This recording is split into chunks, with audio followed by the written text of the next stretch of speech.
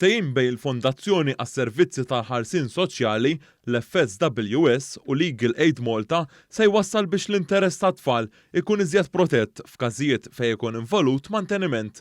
Dan se jkun qed isir billi Legal Aid Malta tagħti assistenza legali lill-FSWS f'każijiet ta' manteniment fejn ikun hemm xi ġenitur li jgħix barra. Il-Ministru għall-Ġustizzja Edward Zammit Lewis qal kif l-interess tal-minuri huwa ta' priorità u dan se jgħin sabiex il-proċess ikun effettiv u trasparenti.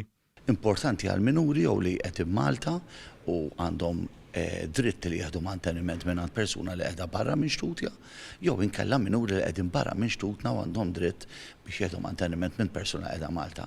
L-idea hi li jkun hemm qafas min-naħa tal-għajnuna legali li jkun hemm assistenza lill-awtorità ċentrali li hija l-FSWS. Il-Ministru għas-Solidarjetà Soċjali u d-Drittijiet tat-Tfal Michael Falzon qal kif permezz ta' dan il-ftehim il-Gvern qed juri li għandu l-ġustizzja soċjali għal qalbu. Manteniment li f'ħafna każi jkun jinkludu wkoll manteniment ta' tfal, dan aħħari huwa dejjem nipproteġu l-tfal u nipproteġu mhux biss l-tfal, imma anke lil min għal xi raġuni jkun f'pożizzjoni vulnerabbli fejn xi ħadd suppost qed jirċievi manteniment u mhux qed jirċevih.